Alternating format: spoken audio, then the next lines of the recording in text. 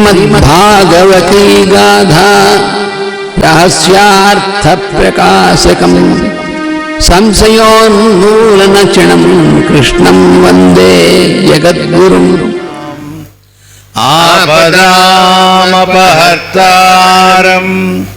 దాతారం సర్వసంపదాం లోకాభిరామం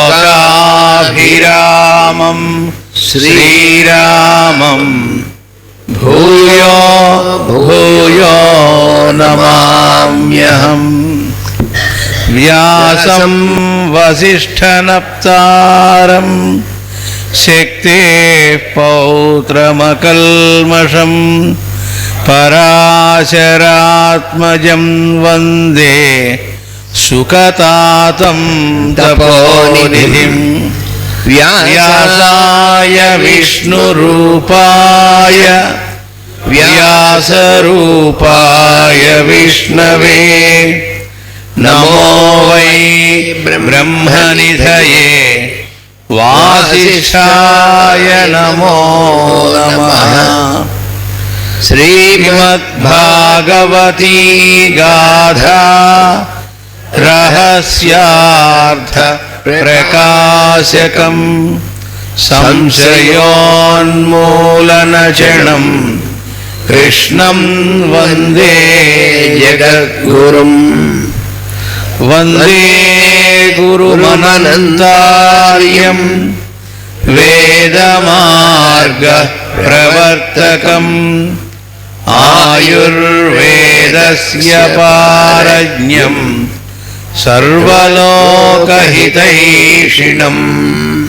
నారాయణం నమస్కృత్య నరం చైవ నరోత్తమం దేవీం సరస్వతీం వ్యాసం తతో జయముదీరయేత్. శ్రీకైవల్యపదంబు చేరుటకునై చింతించెదన్ లోకరక్షైకారంభకు భక్తపాలన కళా సంరంభకున్. దానవోద్రేకస్తంభకు కేళిలోల విలస దృగ్జాల సంభూత నానాకంజాత భవాండ కుంభకు మహానందాంగనాడింభకున్. లలిత స్కంధము కృష్ణమూలము సుకాలాపాభిరామంబు మంజులతాశోభితమున్ సువర్ణ సుమనస్సుజ్ఞేయమున్. సుందరోజ్వల వృత్తంబు మహాఫలంబు విమల వ్యాసాల వాలంబునై విలయున్ భాగవతాఖ్య కల్పతరువు ఉర్విన్ సద్విజశ్రేయమై.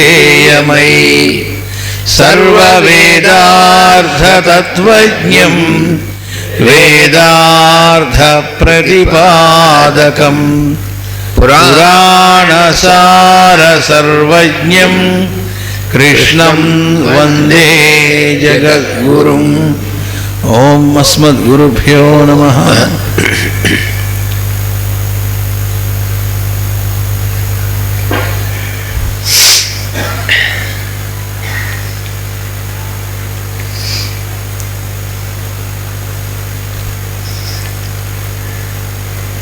శుకయోగీంద్రుడు దైవ గురు ప్రశంస చేస్తున్నాడు. పరీక్షణ్ మహారాజు అడిగినటువంటి ఆ ప్రశ్నలకి సమాధానం చెప్పే ముందు ఆయన భగవంతుణ్ణి, పరమేశ్వరుణ్ణి, శ్రీ మహావిష్ణుని స్తోత్రం చేస్తున్నాడు.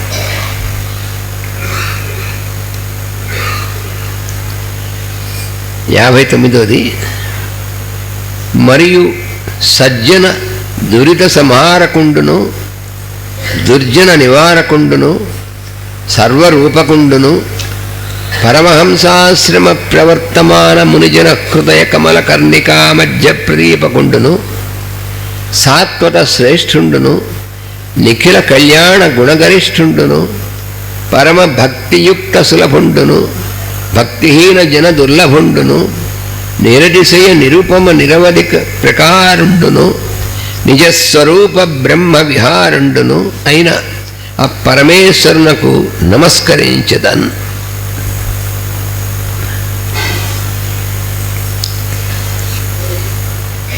మంచివారి పాపములను పోగొట్టి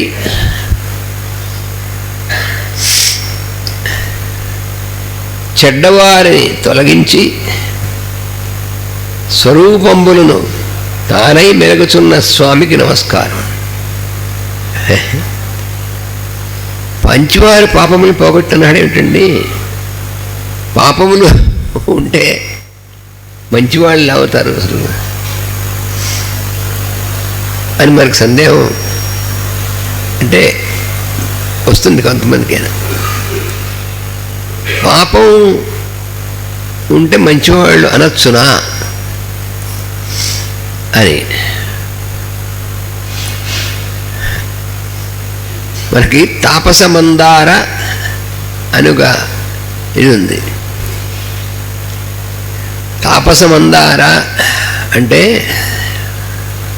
మామూలుగా అర్థం ఏం రాస్తారు? తాపస జనులకు కల్పవృక్షం లాంటి వాడా అని. మాస్టర్ గారు ఏం చెప్పారంటే తపస్వి జనులైనటువంటి వారిలో కూడా కలిగినటువంటి మందత్వాన్ని అరా అంటే తీసివేసేటువంటి వాడు, కోసేటువంటి వాడు అని చెప్పారు. చాలా రేరు అలాగా. అదేమిటంటే తపస్విజనులలో తాపసులైనటువంటి వారిలో అటువంటి మంద లక్షణం ఏముంటుంది అంటే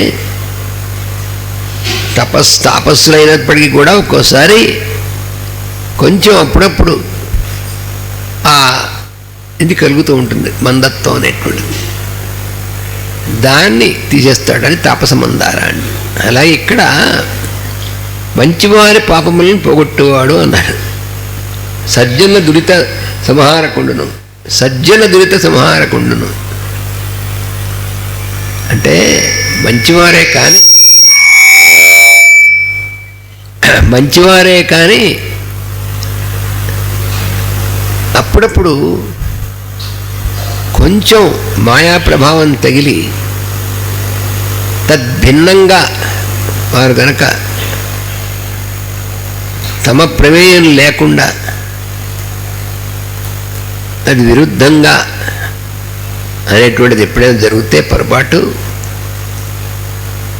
దాన్ని వెంటనే పోగొడతాడు. అంటే దీంట్లో విశేషం ఏంటంటే మామూలుగా మనకు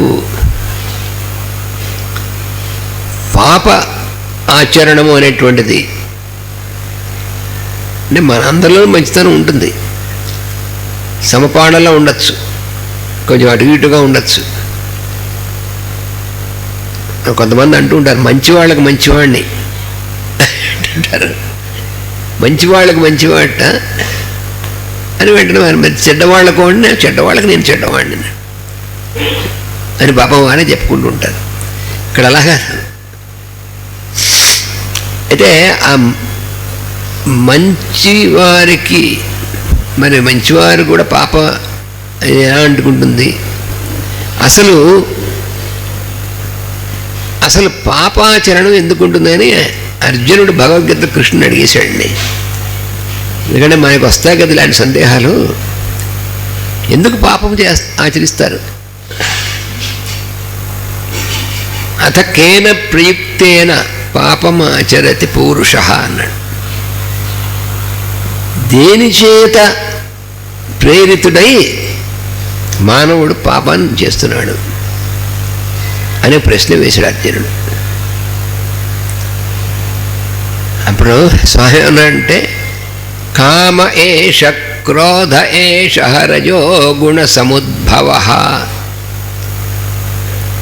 రజోగుణం ప్రభావం వల్ల కామము, క్రోధము అనేటువంటివి ఈ రెండు బాగా యాక్టివేట్ అవుతాయి. ఎప్పుడైతే అలా అయ్యాయో మనస్సుకి, అప్పుడు వాడు తప్పకుండా పాపాచరణం అనేటువంటిది తిరుగు. అలాగా అసలు ఈ రజోగుణం తీసేస్తే, రజోగుణం వల్ల కదా మరి రజోగుణం ఎందుకండి నువ్వు సృష్టించావు ఎందుకు? తమోగుణం, రజోగుణం, అసలు సత్వగుణం ఒకటి సృష్టించి ఊరుకోవచ్చుగా, నువ్వు ఊరుకున్నవాడు ఊరుకోకుండా రజోగుణం, తమోగుణం అవన్నీ కూడా పెట్టి మళ్ళీ వాటి ప్రభావం వల్ల నీ మనస్సు నువ్వు పాప వస్తాను ఎన్ని ఎందుకు మమ్మల్ని అనవసరంగా ఇబ్బంది పెడతావు అంటే, ఓరి సన్నాసి, రజస్తమస్సులు అనేటువంటి వాటిని సృష్టి అనేటువంటి కార్యక్రమం జరిగేప్పుడు దానిలో ఒక కాలుష్యములు అనేటువంటివి కూడా వస్తూ ఉంటాయి. మరి ఈ రాక్షసులు మొదలైనటువంటి వాళ్ళందరినీ ఎందుకు సృష్టించాడు భగవంతుడు? ఒక్కోసారి అన్నీ వస్తాయి మనకి ఇలాంటివి. మంచి వాళ్ళని సృష్టించేయచ్చు కదండి, దేవతల్ని, మంచివాళ్ళని, సత్పురుషుల్ని సృష్టించేసేయచ్చు కదా. ఈ రాక్షసులను సృష్టించడం ఎందుకు? మళ్ళీ వాళ్ళు అందరినీ చావగొట్టడం ఎందుకు? పాపాలు చేయడం, మళ్ళీ వాళ్ళని ఆయన ఇంటికి వచ్చి వాళ్ళందరినీ సంహరించడం కోసం రావడం, ఇదంతా ఎందుకండి అని మనకి అంటే ఏదో వాడికి ఆ మాత్రం తెలియనట్లు మనకు బాగా తెలిసినట్లు. మనం ఒకసారి చెప్పుకున్నాం కదా, సృష్టించేటువంటి వాడు పక్కన నువ్వు అప్పటి లేవు కాబట్టి మరి వాడికి ఏం అంతవరకు అలా చేశాడని చెప్పారని అలాగా ఇలాంటివన్నీ మనకి వస్తూ ఉంటాయి. అంటే మంచివాళ్ళు చెడ్డవాళ్ళు అనేటువంటిది మనకి కానీ భగవంతుడికి సృష్టిలో భగవంతుడికి ఇది మంచివాడు ఇది చెడ్డవాడు మరి వాళ్ళలో కూడా ఆయనగా ఉండేది. మనకి దక్షయజ్ఞం అనేటువంటి కథ ఉంది, భాగవతంలోనే వస్తుంది. ఆ దక్షయజ్ఞం అనేటువంటి కథలో దక్షుడు శివుణ్ణి దూషిస్తూ ఉంటాడు, తిడుతాడు. ఆ తిడుతూ ఉంటే అది తిట్లు నిజంగా దూషణే, కానీ ఆ దూషణ స్తోత్రంగా మారిపోతూ ఉంటుంది. ఎలాగంటే అక్కడ మాస్టర్ గారు చూపించారు, వాడు నువ్వు దుష్టహృదయుడివి అన్నాడు శివుణ్ణి. మామూలుగా మిగతా వాళ్ళు చాలామంది వ్యాఖ్యానం నువ్వు చెడ్డవాడివి, నీ హృదయం మంచిది కాదని రాశారు. మాస్టర్ గారు ఏం రాశారంటే దుష్టుడి హృదయంలో కూడా అంతర్యామిగా ఉన్నటువంటి వాడివి అని రాశారు.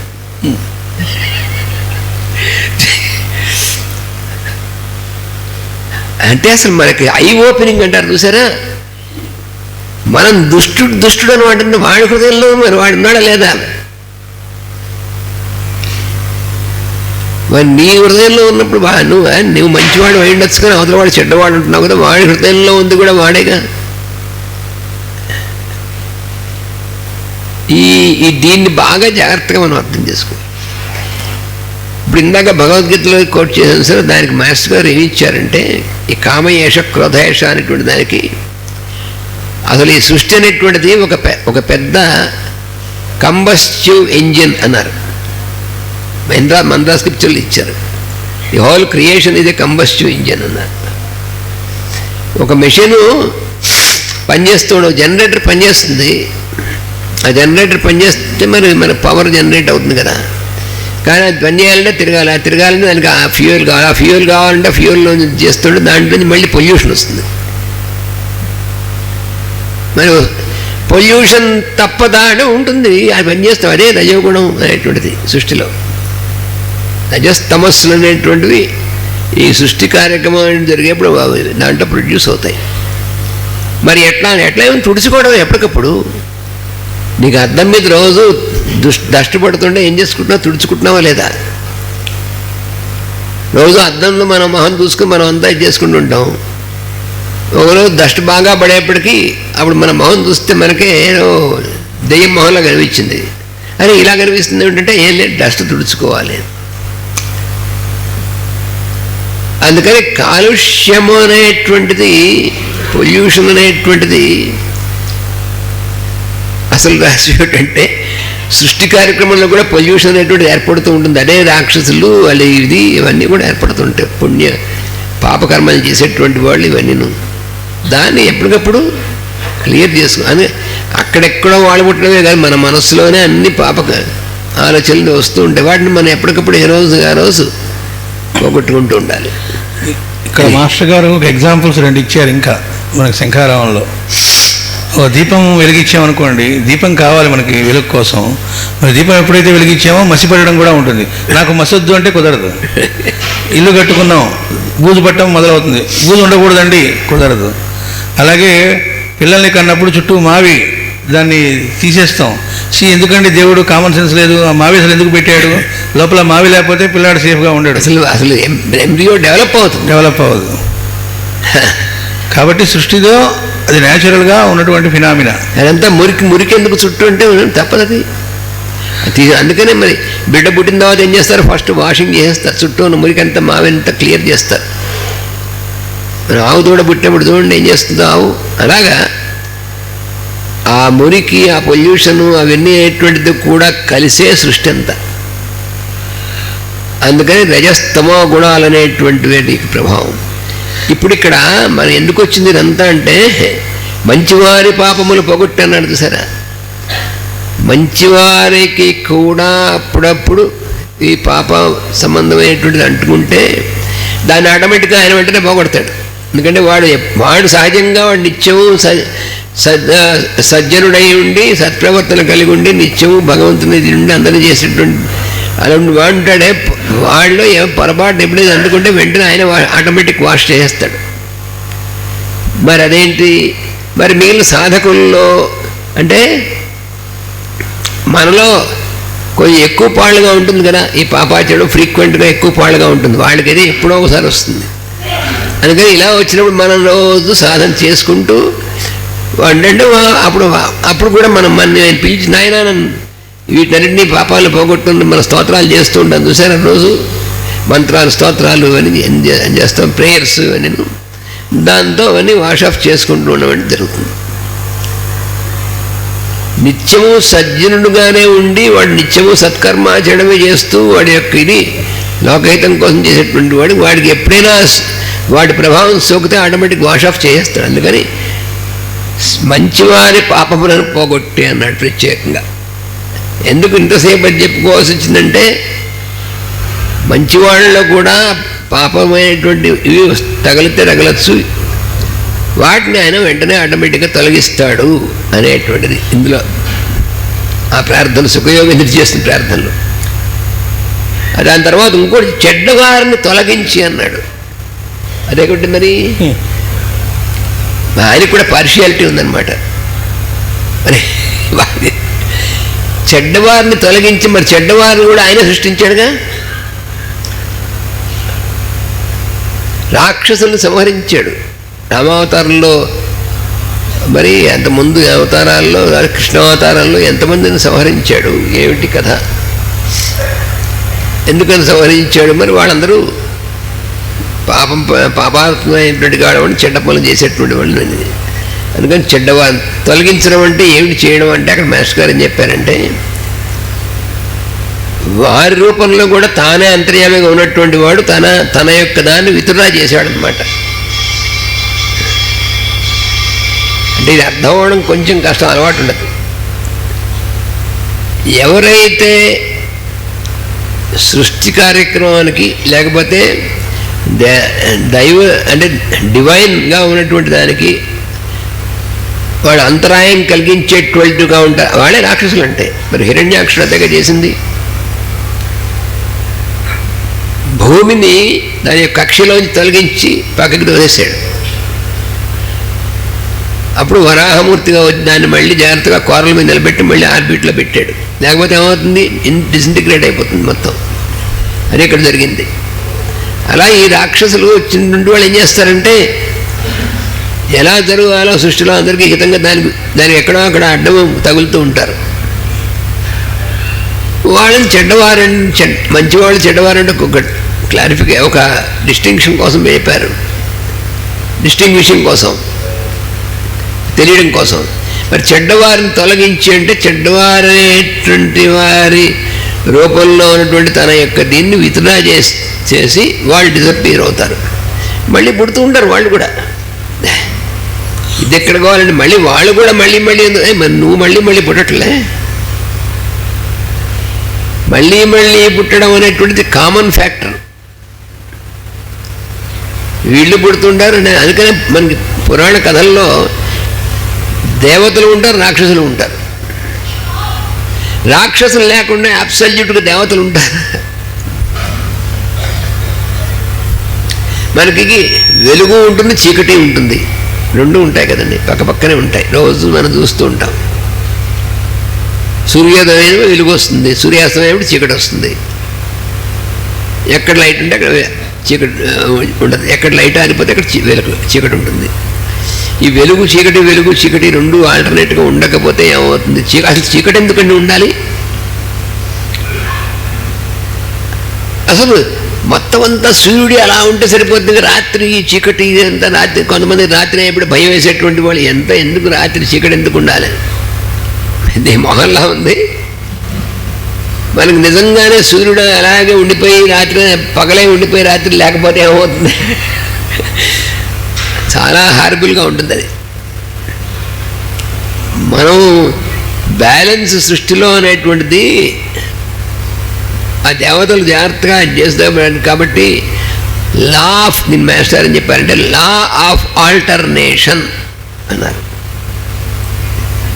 చాలా సైంటిఫిక్ టర్మ్స్లో మాస్టర్ గారు ఎక్స్ప్లెయిన్ చేశారు. లా ఆఫ్ ఆల్టర్నేషన్ అంటే పర్యాయత్వము అని అర్థం తెలుగులో. ఉచ్ఛ్వాస నిశ్వాస, గాలి పీల్చుకోవడం, గాలి వదలడం, నిద్రపోవడం, మెళుకు ఉండడం, చీకటి వెలుగు, ఇవన్నీ ఆల్టర్నేషన్ అనేటువంటిది ఉండడం వల్ల మనం జీవించి ఉండడం జరుగుతుంది. కానీ ఇది పర్యాయత్వం లేకపోతే మొత్తం బ్యాలెన్స్ అంతా ఉండదు, మొత్తం కొలాప్స్ అయిపోతుంది.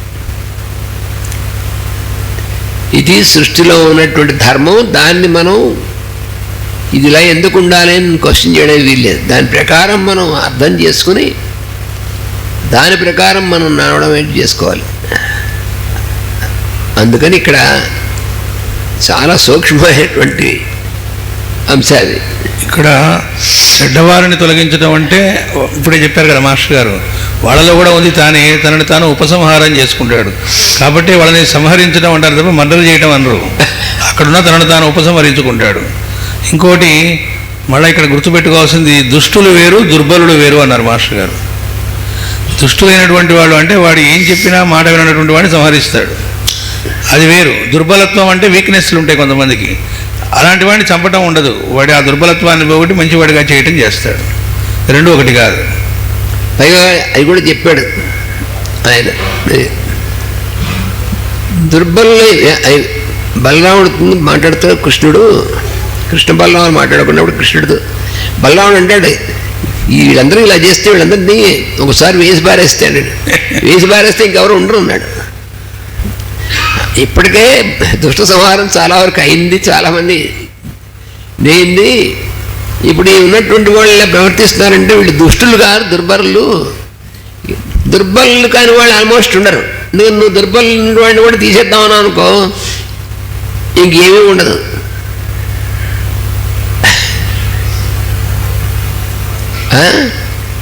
అందుకని అది పద్ధతి కాదు.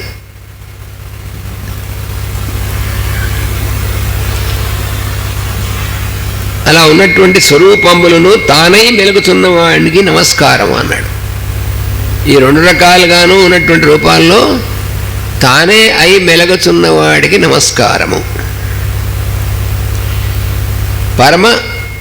పరమహంసాశ్రమమున ప్రవర్తించుతున్న మునీంద్రుల హృదయ కమలముల నడిమిబొడ్డున వెలుగుచుండు శ్రీకృష్ణుడు సకల శుభ గుణములచే గొప్పవాడు. అతడు భక్తి గల వారికి సులభముగా చిక్కును, భక్తి లేని వారికి లభించడు. తన మార్గములు మరి ఎవరికి మించరానివి దేనితోనూ సాటి లేనివి. ఎచ్చటను సరిహద్దులు లేనివి. తన స్వరూపముననే బ్రహ్మ యొక్క సృష్టి విహారము కూడా ఇమిడి ఉన్నది. అట్టి పరమేశ్వరునకు నమస్కరించదను అన్నాడు. దీంట్లో చూద్దాం.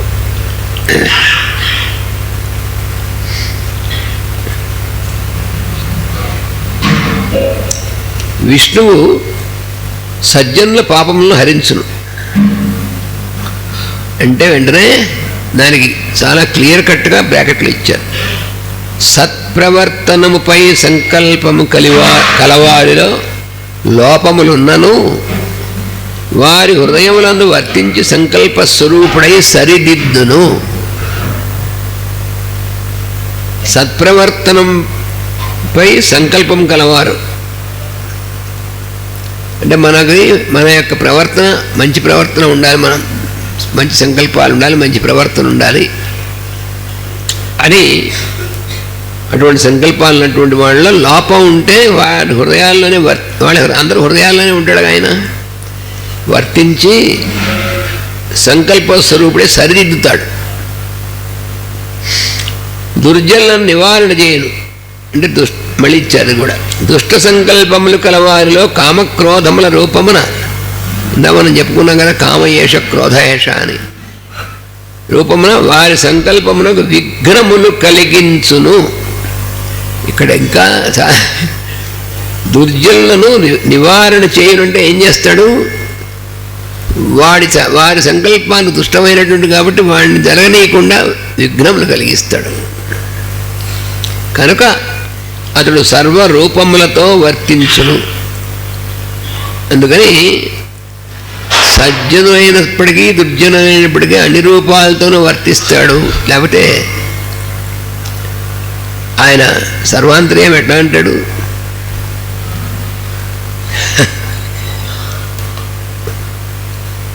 ఇప్పుడు సర్వజ్ఞుడు అంటాం అంటే అన్నీ తెలిసినటువంటి వాడు కదా.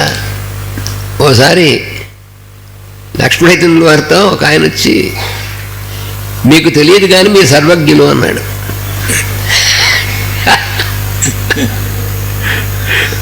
అంటే ఆయన చాలా పొగుడుతున్నాం, అదే ఆయన ఎందుకు బాగా ఇచ్చేస్తున్నాను, మీకు తెలియదు కానీ తమరు సర్వజ్ఞులు అన్నాడు. అంటే ఆయన అన్నారు, నా సర్వజ్ఞత్వం పండినట్టే ఉంది ఇప్పుడు అన్నారు.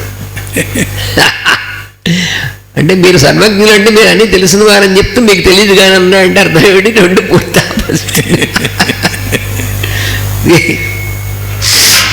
అందుకని భగవంతుడు సర్వాంతర్యామైనప్పుడు మంచి వాళ్ళలో మాత్రం అంతర్యామిగా ఉంటాడు, చెడ్డవాళ్ళలో కూడా ఉంటే సర్వ అనేటువంటి ఉండకూడదు.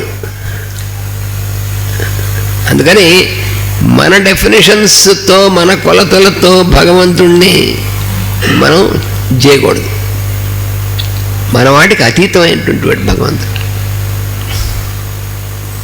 అంటే లోక కంటకుడు అనుకున్న వాడికి కూడా ఊపిరాడిస్తుంది ఆయనే. మరి ఎంత భయంకరమైన రాక్షసులు పుట్టారు కదా. మరి హిరణ్యాక్ష, హిరణ్యకశిపుడు, రావణ, కుంభకథలు, మరి వాళ్ళు కూడా పుట్టారంటే మరి వాళ్ళకు కూడా అదే ప్రొసీజర్లో ఇచ్చారు. మరి వాళ్ళకి ఉచ్ఛ్వాస నిశ్వాస ఇచ్చాడు. వాళ్ళల్లో కూడా మరి ఇవన్నీ కానీ ఫ్యాకల్టీస్ నుంచి ఇవన్నీ కలిగించేది ఆ భగవంతుడే కదా. పైగా ఇంకోటి, ఆ భగవంతుడు దేవతలకు అప్పచెప్పుడు ఆ దేవతలే వాళ్ళలో కూడా పనిచేసేది. అక్కడ మరి తమాషా జాగ్రత్తగా. మరి ఇంద్రాది దేవతలు మరి ఎందుకు పనిచేస్తున్నారు? మరి వాళ్ళలో పనిచేస్తున్నారు, వాళ్ళలో కూడా మరి పనిచేస్తారు. మరి ఎక్కడ తేడా అంటే వాళ్ళు దాన్ని దుర్వినియోగం చేయడం అనేటువంటి తోట తేడా వస్తుంది. అంటే భగవంతుడు చూపించినటువంటి విధానంగా పనిచేయడం కాకుండా దుర్వినియోగం చేయడం వల్ల ఏమవుతుందంటే సృష్టి కార్యక్రమంగా విఘ్నం కలుగుతుంది. కాబట్టి వాడిని తీసేస్తారు. అది చాలా జాగ్రత్తగా చదువుకోవాలి పురాణ గాథలు అవన్నీ. లేకపోతే అంటే ముందు ఆ కథలన్నీ మనం ముందు చిన్నప్పటి నుంచి చదువుకుంటూ ఉండాలి. అంటే కథ తెలియాలిగా ముందు చదువుకుంటూ ఉండాలి. ఆ తర్వాత మనకి ఇవన్నీ అప్లై చేసుకోవాలి. అందుకే మనం చదువుకోవడం కూడా. మనకి రామాయణంలో వాలి వధ దగ్గర వాలిని సంహరించడానికి అసలు మొట్టమొదట సుగ్రీవుడు అడుగుతాడు. మొదటి మాస్టర్ గారు చెబుతారు, ఫస్ట్ డైలాగే వాడిది, మా అన్నయ్యను కాస్త మర్డర్ చేసి పెడతావా అని అడిగాట. రాముడిని అడిగింది వాడు మొట్టమొదటి మాట అదిట. అనగానే రాముడు కాముగా ఒక నిమిషం ఉన్నట్ట. ఉంటే వాడు అన్నట్టు ఊరికే చేసి పెట్టక్కర్లేదు, నీ భార్యను ఎవరో ఎతికెళ్ళారని విన్నాను, నువ్వు కనుక మా అన్నయ్యని మర్డర్ చేసి పెడితే నీకు నీ భార్యను వెతికి పెడతా అన్నట్ట. రాముడు ఎస్ అన్నట్ట. అంటే వాడనుకున్నట్ట డీల్ ఓకే అయింది అనుకున్నట్ట. సరే వాళ్ళని సంహరించాడు, వాళ్ళని వధించాడు. అంటే వధించడం అంటే వాడు నేల గూలాడిగా చనిపోతున్నాడు. అప్పుడు వాళ్ళు అడిగాడు, మన ఇద్దరి మధ్య శత్రుత్వం లేదు కదా, ఎందుకు సంహరించామని అడిగాడు. అడిగితే అక్కడ చెప్పాడు, ఏం లేదు మేము డీల్ ఒకటి పెట్టుకున్నాం అందుకోసం చంపానని చెప్పలే. అది సుగ్రీవుడు అనుకున్నాడు. అప్పుడు చెప్పాడు, నువ్వు నా రాజ్యంలో ఉన్నావు, ఈ కిష్కింద అనేది మా రాజ్యపు టెరిటరీ, మా రాజ్యంలో ఉండి తప్పు చేసావు, నన్ను అడవిలో ఉండమన్నారంటే అడవికి నేను రాదుని మా రాజ్యంలో. నువ్వు మా రాజ్యంలో ఉండి ఇంకోటి యొక్క భార్యను పట్టుకొచ్చావు, నా భార్యని రేపు పట్టుకెళ్ళిన వాడిని ఏం చేయబోతున్నాను, నేను కూడా అదే చేస్తున్నాను. అంటే తప్పు చేశాడు కాబట్టి, వధారుడు కాబట్టి వధించాడు తప్ప వీడి డీల్కి నచ్చి చేయలేదు. వాడు ఒక్కసారిగా ఒళ్ళు దగ్గర పెట్టుకున్నట్ట. ఎవరు? సుగ్రీవుడు. అమ్మ ఇప్పటిదాకా ఎట్లా అనుకున్నాను, ఇదే రాముడు అంటే. పైగా ఇంకోటి కూడా చెప్పాడు అక్కడ. వాడు చివరికి వాలి ముందే అంటే నువ్వు చాలా తెలివి తక్కువ వాడు అన్నాడు రాముడిని. నువ్వు ఆ సత్సుగధం నా తమ్ముడిని బలం లేనటువంటి వాడితో చేసావు, నా దగ్గరికి ఒకసారి వస్తే అసలు నేను కబురంపిస్తేనే రావణాసుడు వణికిపోతూ నీ భార్యను తెచ్చి నీకు ఇచ్చేవాడు అన్నాడు. అంటే నేను నా భార్యను రక్షించుకోవడానికి వాడి మీద ఆధారపడాలనేటువంటిది ఏం అవసరం లేదు, కానీ ఇలా ఇది కారణం అని చెప్పి అయిన తర్వాత సాటిస్ఫై అయ్యాడు వాలి. ఓహో, ముందు పొరపాటు పడ్డాడు రావణుడు, తర్వాత సాటిస్ఫైడ్. చివరి శరీరం వల్లబోతున్నప్పుడు చిన్న కన్నీరు వచ్చింది వాళ్ళకి. నీ కన్నీరు ఎందుకు వచ్చింది నాకు తెలుసు, మీ అన్నదమ్ములు ఎటువంటి వాళ్ళకి తెలుసు కదా, ఒకటి భార్యను ఇంకోటి ఎత్తుపోవడం మీ ఇద్దరు చేసిన పనులే, ఒక రాజ్యాన్ని ఇంకోటి తీసేసుకోవడం. ఇప్పుడు నువ్వు చనిపోతే నీ కొడుకు అంగదుండి వాడు ఏం చేస్తాడో అని అందుకని నువ్వు బాధపడుతున్నావు, ఏం భయం లేదు. నీ కొడుకు అంగదుండి ఇమ్మీడియట్గా యువరాజ్యం పట్టాభిషేకం చేశాడా, చేయకపోతే నీకేం గతి పట్టిందో వాడికి అదే గతి పట్టింది అన్నాడు. నీ కొరువులు వాడి కొరువులే లేదు, అందుకని నీ కొడుకుకి అన్యాయం జరుగుతుందని భయపడకు నేను అన్నాడు. అప్పుడు ప్రశాంతంగా శరీరం వదిలేట్టవాలి. అంటే అక్కడ ఒక ఇండివిజువల్ మోటివ్తో చంపలేదు, అధర్మం అనేటువంటిది చేశాడు కనుక, వధార్హుడు కనుక అలా విఘ్నం కలిగినప్పుడు వాడు ఎలాగో మారడం ఉండదు, చెప్తే మారేటువంటి లక్షణం కాదు కాబట్టి ఆ విఘ్నం అనేటువంటిది అక్కడ ధర్మానికి వాటిల్లింది కాబట్టి అక్కడ వధించడం జరిగింది. అక్కడ ఎన్నో ఇవి ఉన్నాయి, అవి అర్థం చేసుకోకుండా అయితే చెడు చోట ఎందుకు చంపాడు వెనక నుంచి, ఎందుకంటే వాడికి బ్రహ్మవరం ఉంది, వాడు ఇతడ నుండి వాడు ఎవరైనా వాడితో యుద్ధం చేస్తే వాడి బలమంతా వీడికి వస్తుంది అని ఉంది. మరి బ్రహ్మ ఇచ్చిన వరాన్ని క్యాన్సిల్ చేస్తాడు ఆయన, అందుకని క్యాన్సిల్ చేయకుండా ఉండడం, వాడిని చంపాలి కానీ బ్రహ్మ ఇచ్చిన వరం క్యాన్సిల్ చేయకూడదు. బ్రహ్మ ఇచ్చిన వరం క్యాన్సిల్ చేస్తే ఏమవుతుంది అంటే రేపు పొద్దున బ్రహ్మని ఎవడు రాక్షసులు ఎవడు లెక్క చేయరు. మరి అందుకోసం, అంతేగాని ఇవి తెలియకుండా పిచ్చివాకుడు వాగితే ఎలా. చెట్టు చాటుని అరిగిపోయిన గ్యాంఫోల్ ప్లేట్ అనేవారు మాస్టర్ గారు, చెట్టు చాటుని ఎందుకు చంపాడు, ఇవన్నీ ప్రశ్నలు ఉంటాయి. అందుకని మనం జాగ్రత్తగా ఇటువంటివి మాస్టర్ గారు ఇచ్చినటువంటి వీటిని చదివితే మనకి అందులో సరైనటువంటిది దొరుకుతుంది మనకి. అందుకని అనగా అతడు సర్వరూపంతో వర్తించిన పరమహంసలు అన్నవాడు సన్యాసాశ్రమ ప్రవర్తకుల యందును మునిజనుల యందును హృదయ పద్మములను అధిష్ఠించి వెలిగించుచుండును. అంటే ఒక్కొక్క వాక్యాన్ని ఒకే స్పీడ్గా చదువుకుంటూ వెళ్ళిపోకూడదు, అది మన హృదయంలో హత్తుకునేంత వరకు మనం దానికి పూర్తిగా మన హృదయం వికాసం చెందాలి.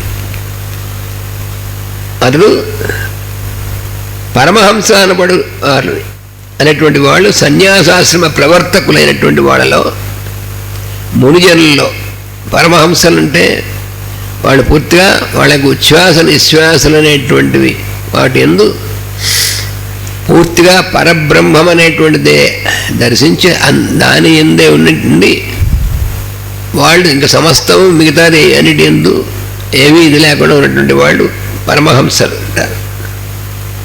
వాళ్ళు సన్యాసాశ్రమ ప్రవర్తకులు. 4 ఆశ్రమాల్లో సన్యాసం అనేటువంటి ఆ స్థితిని ప్రవర్తింపజేసేటువంటి వాళ్ళు. అందుకని వాళ్ళ యందు మునిజనులు అంటే మౌనము అనేటువంటిది వ్రతం అంటే ఏమిటి? మౌన వ్రతం అంటే ఏం మాట్లాడకుండా అని కూర్చోవడం కాదు.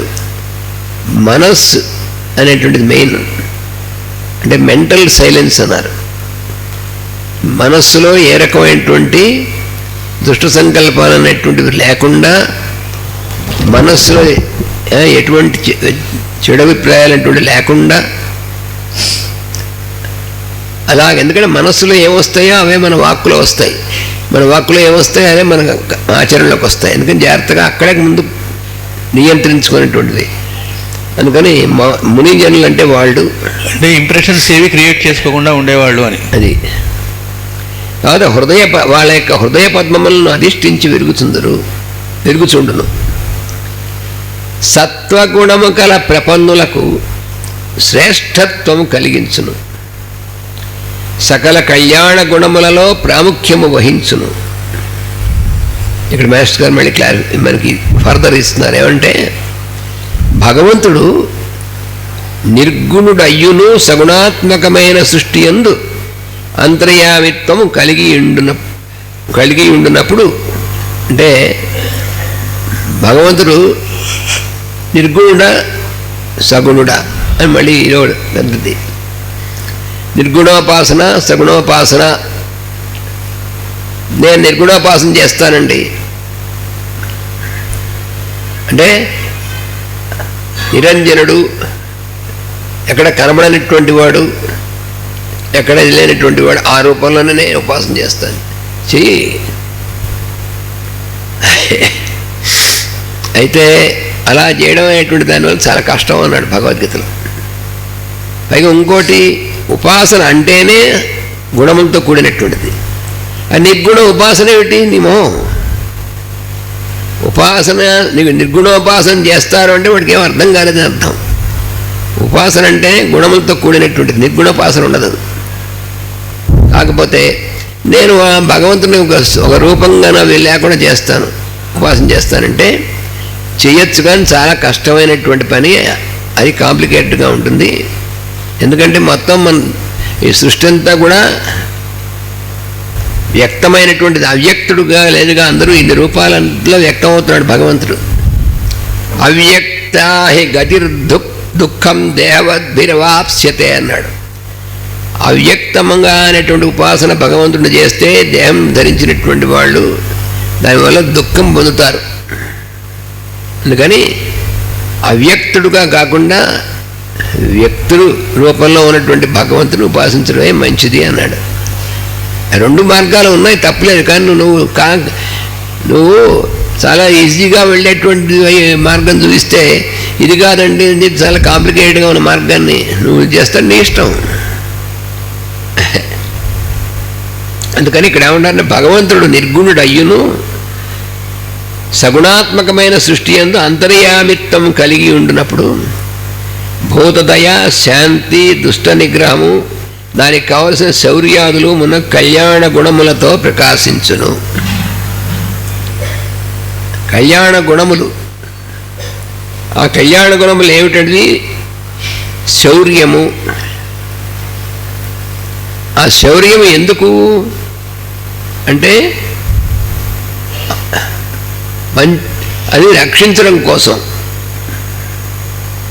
దుష్ట నిగ్రహం చేయాలంటే దానికి శౌర్యం ఉండాలి. అందుకని భూతదయ, శాంతి, దుష్ట నిగ్రహము, దానికి కావలసిన శౌర్యాదులు మున్నగు కళ్యాణ గుణములతో ప్రకాశించరు. భగవంతుడు గుణాతీతుడు కదా, కళ్యాణ గుణములతో ఉండగలుగుతా ఎట్లు అని శంకింప పని లేదు.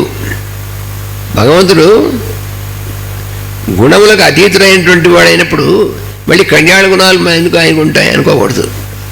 అతడు సర్వసమర్థుడై నిర్గుణుడుగాను గుణాతీతుడుగాను సద్గుణ స్వరూపుడుగాను ఏకకాలమున భాషింపగలుగుత అతని సామర్థ్యం. చాలా జాగ్రత్తగా తెలుసుకోవాలి. అంటే మనకి ఎప్పుడు అక్కడికి వచ్చేప్పుడు బ్లాక్ అయిపోతుంది. అంటే అంటే ఎవరికి అంటే మన ఇది తెలుసుకుందాం అనుకునేవాడు, తెలుసుకుందాం అనుకునేవాడికి పెద్ద కమ్ముడిపోయింది లేదు. మనం భాగవతంలో ఉన్నటువంటి దీన్ని అధ్యయనం చేసుకోదలుచుకున్నాం కాబట్టి సుఖయోగేంద్రుడు వాళ్ళు ఇచ్చినటువంటిది అర్థం చేసుకుందాం అనుకున్నాం కాబట్టి మనం జాగ్రత్తగా చదువుకోవాలి. అందుకని భగవంతుడు గుణాతీతుడైనప్పుడు కళ్యాణ గుణాలతో ఎట్లా ఉండడం అంటే మాస్టర్ ఏం చెప్పారంటే సర్వసమర్థుడు మొట్టమొదటి భగవంతుడు. అంటే ఏమిటి? అన్ని రకాల సామర్థ్యములు కలిగి ఉన్నటువంటి వాడే భగవంతుడు. అంటే ఆల్ కెపాసిటీస్. అదే భగవంతుడు ఎలా అవుతాడు? కొన్ని సామర్థ్యాలు పార్షియల్గా ఉన్నటువంటి కెపాసిటీస్ ఉన్నటువంటిది మనం సాధించుకునేటువంటిది కొన్ని సాధనలు అని చేసి, భగవంతుడు ఫుల్ అన్ని కెపాసిటీస్ కలిగి ఉన్నటువంటి వాడు భగవంతుడు. మాస్టర్ గారు ఇక్కడ ఒక మాట చెప్పారు, నిర్గుణుడు అంటే ఏదో పెద్ద దేవుడు అన్నట్టు, సగుణుడు అంటే పిల్ల దేవుడు అన్నట్టు అనుకుంటుంటారు కొంతమంది. కానీ నువ్వు పిల్ల దేవుడు అనుకున్న రూపంలో ఉండడానికి ఆయనకి నామోషి ఏం లేదు అన్నారు. కాబట్టి ఇన్ని అవతారాలుగా వచ్చాడు. లేకపోతే ఏమిటి పంది అవతారం ఏమిటండి భగవంతుడికి, లేకపోతే చేప అవతారం ఏమిటండి అని మన తెలివితేటలతో మనం అనుకుంటూ ఉంటాం. కానీ ఆయనకేమీ ఇది లేదు. ఎప్పుడు ఎక్కడ ఏ దీనికోసం ఏ రూపంలో రావాలో అనేటువంటిది వెంటనే సద్యం వెంటనే ఆ రూపంలో వస్తాడు. ఆయనకేం నామోషి లేదు. గుణస్వరూపుడుగా ఉండడానికి చిన్నతనం ఆయనకు అనుకోట మనకు అనిపించచ్చేవో కానీ. అందుకని అతడు సర్వసమర్థుడై నిర్గుణుడుగాను మొట్టమొదట, గుణాతీతుడుగాను గుణములకు అందనటువంటి వాడు, సద్గుణ స్వరూపుడుగాను, ఈ మూడు కూడా ఏకకాలమున భాషింపగలుగుట అతని సామర్థ్యం. అంటే ఒకసారి ఇలాగా ఒకసారి లాగా దాని తర్వాత అలా కాదు, అట్ ఏ టైం ఒకేసారి ఏకకాలముగా ఈ మూడుగాను ఉండగలడు. అది భగవంతుడి యొక్క సామర్థ్యం. అంటే మనకి అసలు అందదు. మంచిగా సద్గుణాలతో అయినా ఉంటాం, లేకపోతే దుర్గుణాలతో అయినా ఉంటాం. ఈ రెండు ఏకకాలం ఎలాగా అంటే మనకు అసలు కాన్సెప్టే అర్థం కాదు మనకి. అది భగవంతుడికి సామర్థ్యం. ఈ సామర్థ్యమును కూర్చి అల్పజ్ఞుడైన మానవుడు సందేహపడినను, అంటే మనం ఎందుకు సందేహపడతాం కారణం చెప్పకుండా చెప్పారు. ఎందుకంటే అల్పజ్ఞుడం కాబట్టి. మనం అదేంటంటే బతిగా మనం అల్పజ్ఞుడు అంటారా? అని అల్పజ్ఞుడు అంటే తిట్టేం కాదు, మనకి తెలిసింది తక్కువ అని అర్థం. నా ఇంత తెలుసు, నాకు ఎన్ని శాస్త్రాలు తెలిసిన అల్పజ్ఞుడే. నీకు ఎన్ని తెలిసినప్పటికీ ఉన్నదా అంటావు, ఎన్నో వంతు నీకు తెలిసింది అసలు మొత్తం ఉన్నదంటావు. వేదం మన సరస్వతి సూక్తుల్లో వాటిలో కూడా ఏం చెప్పబడిందంటే మొత్తం ఉన్నదాంటూ 4వ వంతు మాత్రమే వ్యక్తం అవుతుందని చెప్పబడింది. నువ్వు ఎంత మొత్తుకున్నా అంతకంటే రాదు. అసలు ఈ సృష్టి మొత్తమే 4వ వంతు మాత్రమే బయటకు వచ్చింది, వ్యక్తమైంది, అది బ్రహ్మ ద్వారా. అలాగే నువ్వు ప్రతి మాట ఉచ్చరిస్తున్నటువంటి మాట ఏదైతే ఉందో అది మొదలైన సంకల్పంగా మొదలైనటువంటి దగ్గర నుంచి మొత్తం ఏదో అందులో 1/4 మాత్రమే బయటకు వస్తుంది, 3/4 బయటికి రాదు. ఇది సృష్టి ధర్మం. అందుకని మానవులు అల్పజ్ఞుడు, మనం అల్పజ్ఞుడు అంటే మన బది అనుకోవడం వీల్లేదు. అందుకని అల్పజ్ఞుడైన మానవుడు సందేహపడినను ఈ సందేహం దేవుని సామర్థ్యమునకు బాధకము కాదు. మాస్టర్ జోక్ కూడా అయినా అంటే భగవంతుడి సామర్థ్యం గురించి మనం సందేహపడినా మనం పడేటువంటి సందేహం ఆయన సామర్థ్యానికి ఏమంటారు అదంటున్నారు. మనం యాక్సెప్టెన్స్ ఎంత, మనం నేను ఒప్పుకోను భగవంతుడికి సర్వసమర్థుడు, నువ్వు ఒప్పుకునేదేమిటి? మన సృష్టించినటువంటి వాడి సంగతి చెప్తున్నప్పుడు మనం యాక్సెప్టెన్స్, నేను యాక్సెప్ట్ చేయను అని. అసలు భగవంతుడినే ఒప్పుకోను, ఎవడు ఒప్పుకోమన్నాడు? భగవంతుడు ఉన్నాడిని ఒప్పుకోను, లేకపోతే భగవంతుడినే ఒప్పుకోను, లేకపోతే భగవంతుడి సామర్థ్యాన్ని ఒప్పుకోకు. నిన్నేమి ఇప్పుడు ఒప్పుకోమని ఎవరిని నేను బలవంతం పెట్టలేదుగా. పరమభక్తి కలవారికి సులభముగా చిక్కునే. అయితే భగవంతుడు ఎవరికి తేలిగ్గా ఎవరికి చిక్కుతున్నాడంటే పరమభక్తి కలవాడికి. ఓ అలాగండి, అయితే నాకు చాలా భక్తి ఉందండి, పరమభక్తుడు నేను. నువ్వు పరమభక్తుడు, నువ్వు నీకు మిస్టర్ పరమభక్త అని పేరు పెట్టుకోవచ్చు, నువ్వు పరమభక్తాగ్రేసర అని బిరుదులు పెట్టుకోవచ్చు. ఇంకో ఎవడు బిరుదు ఇవ్వకపోతే వాడికి వారే పెట్టుకుంటూ ఉంటారు. బ్రహ్మర్షి అంటారు కొంతమంది, రాస్తాడు మహర్షి బ్రహ్మర్షి. నేను ఇవన్నీ నాకు చదువుకునేప్పటికీ బ్రహ్మర్షి అనంతకృష్ణ అని పెట్టుకుని అనుకోండి, పాపం ఏడుస్తాడు కాదంటే అని ఊరుకుంటారు. అందరు పౌలని పెట్టుకున్నాడు పిచ్చాడులే అనుకుంటారు, కానీ ఎవరే అనుకోరు. అందుకని అంటే వీడి ఇంకెవరు పిలవరు కావని వాడే పిలిచి పెట్టుకుంటాడు బ్రహ్మర్షి మహర్షి అని. అందుకని ఇక్కడ అలా కాదు, భగవంతుడికి మన యాక్సెప్టెన్స్తో సంబంధం లేదు.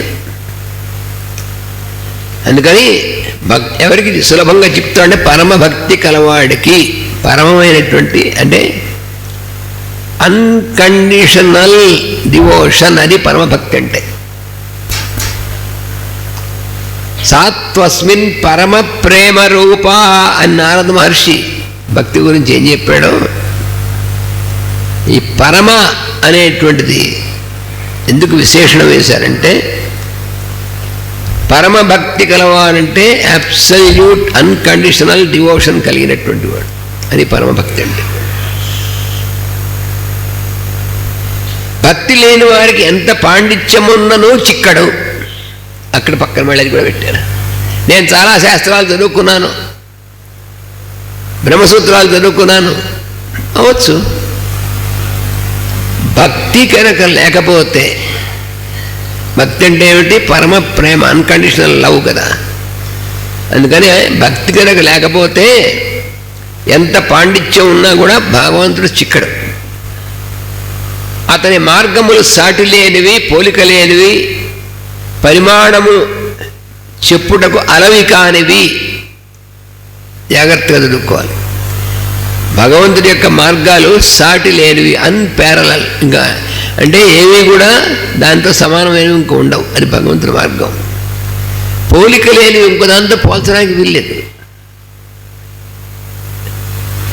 ఎందుకంటే అంతకంటే హయ్యర్ ఇంకోటి ఏదైనా ఉంటే కదా దాంతో పోల్చేది. అంతకంటే హయ్యర్ లేనప్పుడు ఎలా పోలుస్తావు? పోల్చడానికి లేదు.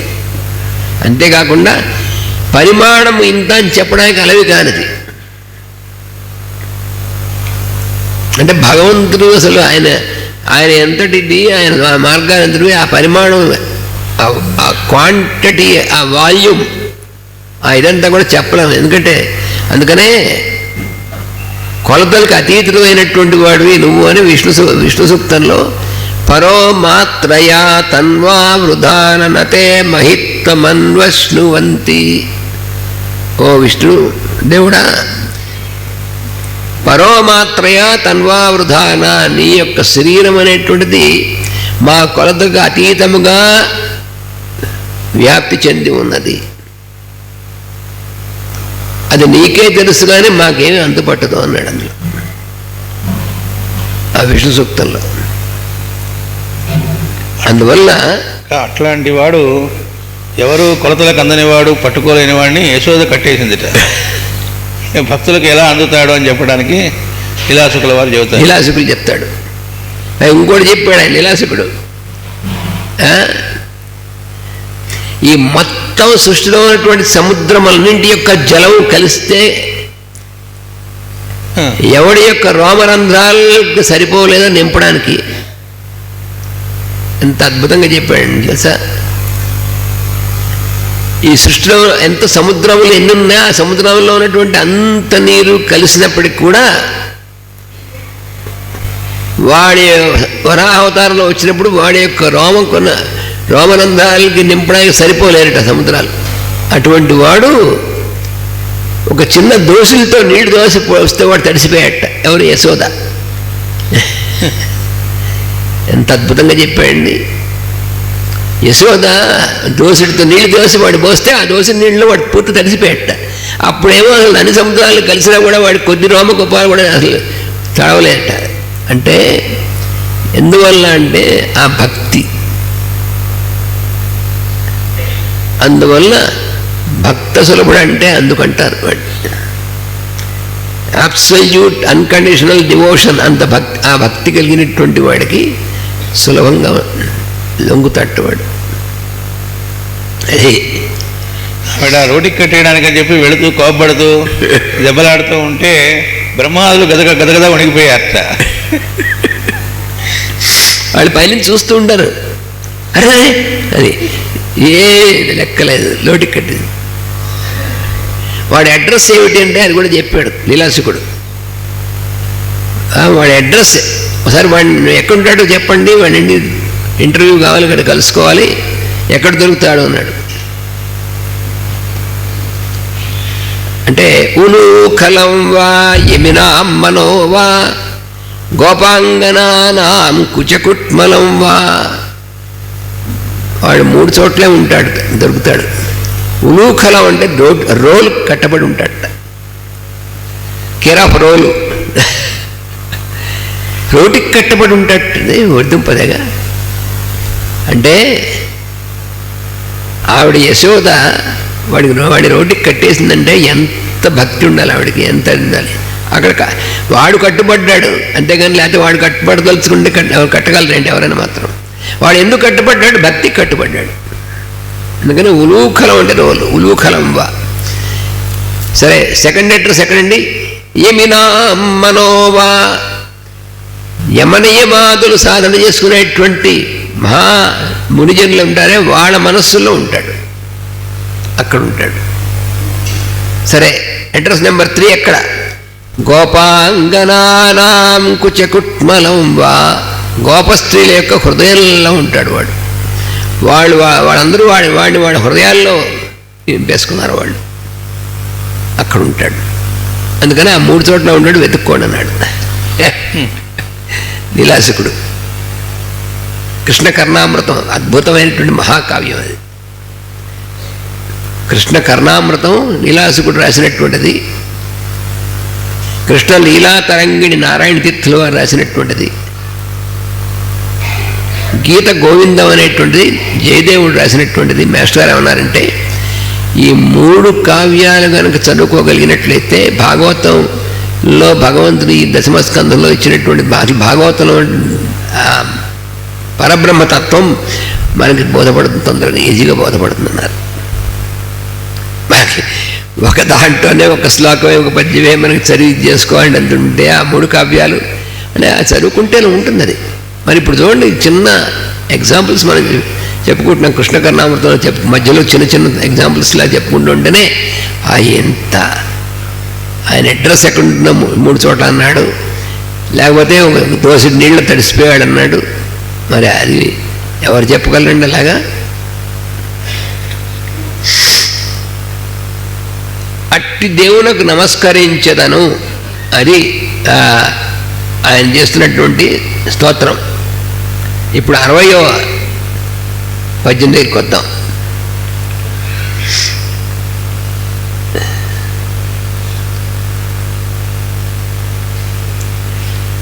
ఏ విభువందనార్చనములే విభుచింతయు నామకీర్తనంబు ఏ విభులీలద్భుతములెప్పుడు సంశ్రవణంబు చేయ దోషావళి బాసి లోకము శుభాయత వృత్తి చలంగునండ్రు. నేను ఆ విభునాశ్రయించదను అఘౌఘ నివర్తను భద్రకీర్తునిన్. ఎంత స్తోత్రం చేశాడు చూడండి ఆయన భగవంతుడిని. ఎవరు? సుఖయోగేంద్రుడు.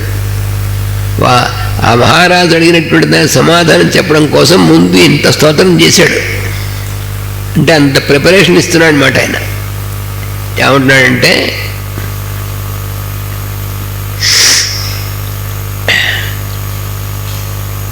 ఏ భగవానికి నమస్కరించుట, పూజలిడుట, ధ్యానం అర్పించుట, నామం కీర్తించుట, లీలల్లోని ఆశ్చర్య సన్నివేశములను వినుట చేసినచో దోషములు తొలగి జీవులకు శుభములు విస్తరించుకుందని పెద్దలు చెప్పుదురో అట్టి పాపహరుని క్షేమము కలిగించు స్తోత్రము కలవానిని నేను ఆశ్రయించదను అన్నాడు.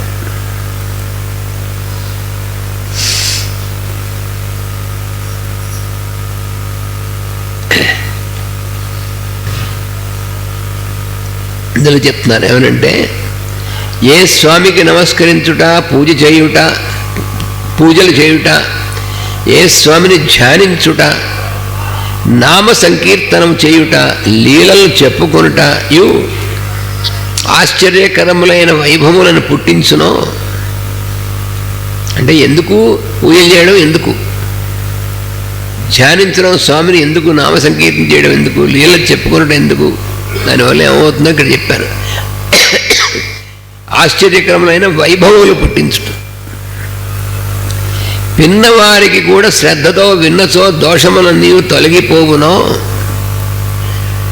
లోకమంతయు శుభకరమైన అభివృద్ధి చెంది శోభిల్లునని పెద్దలు చెప్పుదురో.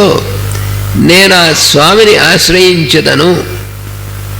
అతడు పాప సంగములను మాయము చేయువాడు, తన నామ సంకీర్తనము చే శుభములు కలిగించువాడు.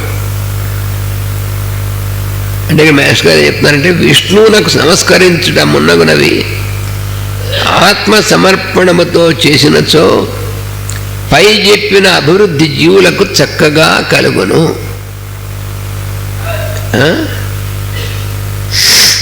ఎన్నో శుభకరములైనటువంటి అభివృద్ధి. అంటే భగవంతుని మనం ఇవన్నీ చేస్తే మనం అనుకున్న సంపదలు వచ్చి మనం బాగా వృద్ధి చెందుతాం. మనం అనుకున్నవి కాదు, శుభకరమైనటువంటివి. అంటే అందరికీ అని అర్థం. అంటే మనకు మాత్రమే హితకరమైనవి, మనకు మాత్రమే శుభకరమైనవి వస్తాయి అనుకున్నా అంటే మళ్ళీ మనం పొరపాటు మాయలో పడతాం. మనకి మాత్రమే అయినటువంటిది మన దృష్టిలో తీసిపారేయాలి. అందరికీ శుభకరమైనవి, అందరికీ హితకరమైనవి. మన సాధనలో మన నిత్యము కూడా మన రోజు సంకల్పం చేసుకున్నాడు, పూజలో సంకల్పం చేసుకుంటాం. నిత్యం పూజ చేసేటప్పుడు నువ్వు ఏ సంకల్పం చేసినా సరే నాకు బాగుండడం కోసం, నాకు హితంగా ఉండడం కోసం అనేటువంటింతే. నువ్వు వ్యర్థం. నువ్వు ఎంత చేసినప్పుడు కూడా వేస్ట్. చాలా సంవత్సరాలు అయిన తర్వాత ఏమో ఇన్ని సంవత్సరాల నుంచి నేను చేస్తున్నాను పూజ, ఏమి ఫలితం, ఎందుకు ఏం చేస్తున్నావు నువ్వు? నాకు నేను బాగుండాలి, నా వాళ్ళు బాగుండాలి అనేటువంటి దాంతో చేస్తే ఏమీ ఉండదు. మరి ఎందుకు చేయాలి? లోకహితార్థం మాత్రమే. అది తప్ప ఇంక దేనికి కూడా చేయడానికి వీలేదు. ఇదెక్కడ లంగరండి? లోకహితార్థంకి మనకి లంకెందుకండి? ఎవరి సంగతి మన సంగతి మనం చూసుకోవడం తప్ప నేను చెప్పలే. నీ సంగతి నువ్వు చూసుకుంటాను, చూసుకో. నీ సంగతి నువ్వు చూసుకుంటాను అంటే ఎవడి స్వార్థం తప్ప అన్నాడు. తప్పేం లేదే. కానీ స్వార్థం అనేటువంటి దాని ఉన్నప్పుడు ఏమవుతుంటే నువ్వు చాలా సంకుచితమైన ఇది తగ్గిపోతుంది. లోకహితం అన్నప్పుడు ఎక్స్పాన్షన్. ఈ లోకం అంతా కూడా నేను బాగుండాలంటే బాగుంటుందా? ఓవర్ సన్నాసి, నువ్వు లోకమంతా బాగుండాలనుకున్నప్పుడు నువ్వు బాగుంటావు. అక్కడ ఉంది రహస్యం అంతా. అందరూ బాగుండాలన్నప్పుడు అందరిలో నువ్వు ఇంక్లూడ్ అయ్యే ఉంటావు. అందుకని అందుకోసమైనా అందరూ బాగుండాలని కోసమే మనం సంకల్పం చేయాలి, అందుకోసమే ప్రయత్నం చేయాలి. అందుకని లేకపోతే ఇంకో ఆల్టర్నేటివ్ లేదన్నమాట. అది మాస్టర్ గారు చెబుతారు, లోకా సమస్త సుఖినో భవంతు అని కేవలం అంటం కాదు, ప్రేయర్లోనో ఎక్కడో. దానికి నీ కంట్రిబ్యూషన్ ఉందా లేదా ప్రతిరోజు? దానికోసమై. అలాగే 61వ పద్యంలో, ఏ పరమేశు పాదయుగం ఎప్పుడు కోరి భజించి నేర్పరుల్ లోపలి బుద్ధితో ఉభయలోకములందుల జిడ్డుబాసి ఏ తాపములేక బ్రహ్మగతి దారు గతశ్రములై చరింతురు. ఏనా పరమేశు మృక్యదను అఘౌగ నివర్తను భద్రకీర్తను. ఏ పరమేశ్వరుని పాదపద్మములను నిరంతరము కోరి భజించి అంతర్దృష్టితో నేర్పరులు 2 లోకముల మందత్వం తొలగించుకొని తాపములను శమింపజేసుకొని శ్రమలేక పరబ్రహ్మ మార్గమును వివరింతురో అట్టి పరమేశ్వరునకు నమస్కరించదను అంటున్నాడు శుకయోగేంద్రుడు. నిరంతరము కోరి భజిస్తారట ఆయన పద్మాలని, పాదపద్మాలని. అంటే నిరంతరము ఆయనకి భజిస్తూ ఉంటే, భజన కొడుతూ ఉంటే కంటిన్యూస్గా, మరి మనం చేయాల్సిన పనులు మానేయచ్చా? మనం చేయవలసిన పనులు మన ద్వారా జరుగుతూ ఉండగా నువ్వు ఆయన పాదపద్మం, అంటే అందరి రూపంలో ఉన్నటువంటిది పాదపద్మాలు, అందరి రూపంలో ఉన్నటువంటిది అంతా కూడా ఆయనదే అని ఆ స్మరణలో ఉండి ఆ భగవంతుడు స్మరిస్తూ నీ కర్తవ్యాన్ని నువ్వు ఆచరించాలని అర్థం. కానీ నీ కర్తవ్యాన్ని కూడా వానికి సమర్పణగా ఆచరించాలి. నువ్వు నీ ఇంట్లో నీ కుటుంబంలో నువ్వు చేయవలసినటువంటి పనులు చేస్తున్నావు, నీవు అప్పుడు కూడా వాడికి సమర్పణగా చెయ్యి. నిన్నేం పెద్ద ఎక్స్ట్రా నిన్నే కష్టపడమంటలేదు. నువ్వు చేసే పనే భగవదర్పణం. భగవద్గీతలో చెప్పాడు కదా, యత్ కరోషి యదశ్నాసి యజ్జుహోసి దదాసి యత్ తపస్యసి కౌంతేయ తత్కురుష్వ మదర్పణం. ఒక్క దీంట్లో చెప్తున్నానయ్యా ఎస్సెన్స్. నువ్వు ఏం చేసినా సరే, ఏం చేస్తున్నా సరే, యత్ కరోషి యద్ అశ్నాసి, ఏం తింటున్నా సరే, యజ్జుహోసి, ఏదైతే నువ్వు సమర్పిస్తున్నా సరే, యత్ తపస్యసి, దేనికోసం తపస్సు చేస్తున్నా సరే, నువ్వు ఏమైనా చేసినా సరే దాన్ని దాని అంతటినీ కూడా కురుష్వ మదర్పణం. నేను అనేటువంటిది అంతర్యామి అయినటువంటి నేను పరమాత్మని. అందుకని అంతర్యామి అయినటువంటి పరమాత్మకి సమర్పణగా చెయ్యి. ప్రతి పని నువ్వు చేసే పని చేయవలసిన పనే, అంటే చేద్దాం అనుకున్న పనులు కాదు, చేయవలసిన పనులు ఏవైతే ఉన్నాయో నీ కర్తవ్యం అనేటువంటి ఆచరిస్తూ దాన్ని భగవదర్పణంగా చెయ్యి. నువ్వు ఆఫీసులో నీవు ఉద్యోగం చేస్తున్నావు, భగవదర్పణంగా చేయమన్నాడు. అదేమిటండి, నా ఆఫీసు నా ఉద్యోగం నేను చేస్తే ఇది కూడా భగవదర్పణంగా చేయడం. లేకపోతే ఏమవుతుందంటే నువ్వు ఏడుస్తూ బతకాల్సి వస్తుంది.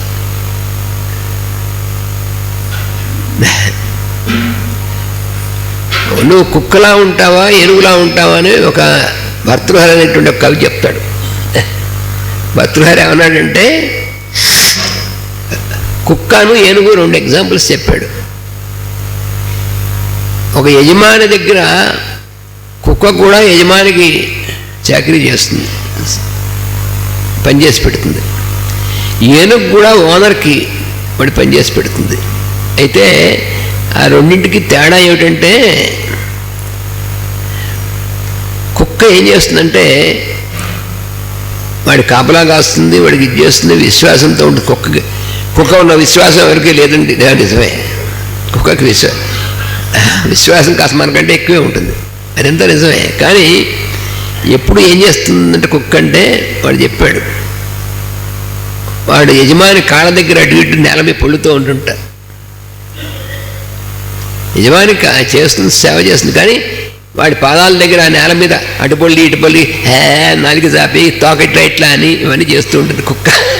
యజమాని వాడిని చేయడం కోసం, అంటే చాలా విశ్వాసాన్ని ఎక్స్ప్రెస్ చేయడం కోసం ఇలాంటివన్నీ చేస్తూ ఉంటుంది. కానీ వాడు ఆ పిండదహ అంటే అన్నం వాడు పెట్టేటువంటి పెట్టేంత వరకు వాడు కుక్క చూడండి, మనం ఇంట్లో కుక్క ఉంటుంది, అది మన అన్నం తెస్తుండే అది తీసుకొస్తుండే కానీ ఇలా తాకిలా అంటూ ఉంటుంది. అలాగా వదనోదర దర్శనంచ, దాన్ని పొట్ట చూపిస్తూ ఉంటుంది, నాలుగు బయట పెడుతూ ఉంటుంది, తోక ఆడిస్తూ ఉంటుంది, పొర్లుతూ ఉంటుంది.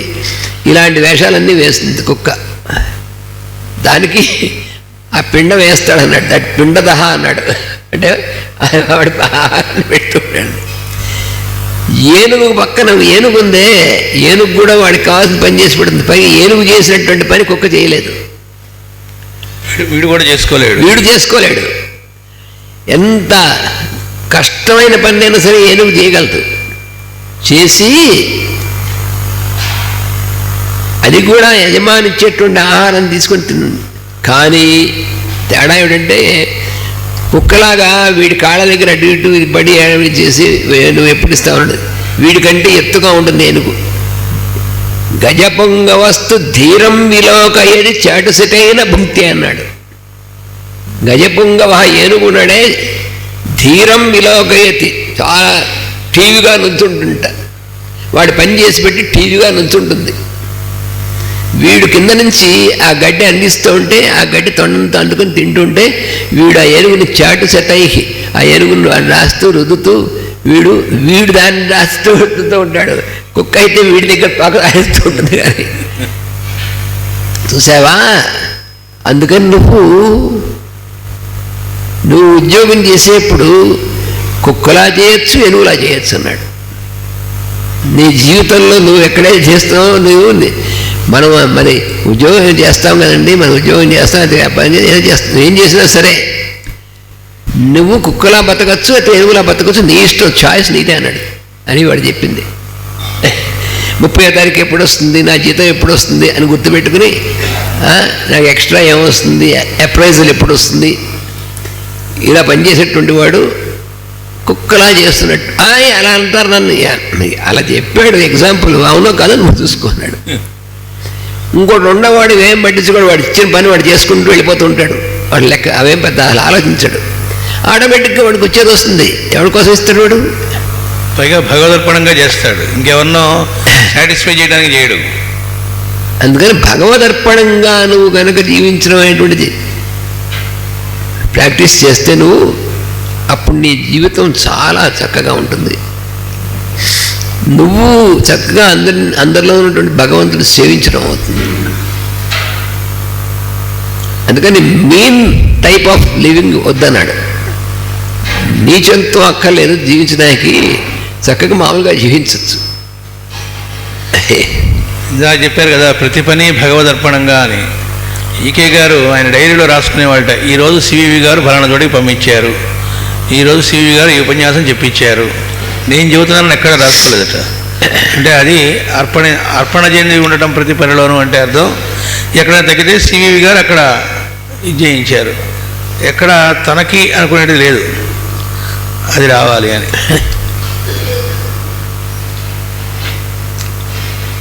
దీనికి ఇక్కడ రహస్య ప్రకాశంలో ఏ పరమేశ్వరుని పాదపద్మములను ఎప్పుడూ కోరి భజించి నేర్పలునైన వారు అంతర్దృష్టితో ఇహపరలోకముల బంధముల నుండి తొలగి ఏ తాపము లేక బ్రహ్మవలే తాము కూడా శ్రమలేక చరించుదురో నేను ఆ స్వామికి నమస్కరించదను అన్నాడు. అంటే ఎవడు చెప్తున్నారు, లోపల బుద్ధి అనగా జీవుని లోపలున్న బుద్ధి,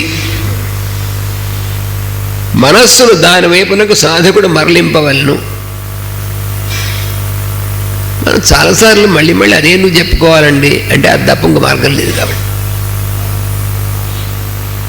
బుద్ధి వైపుకి మరలించుకోవాలి మనస్సుని అనేటువంటి దానికోసం మనం సాధన చేయాలి.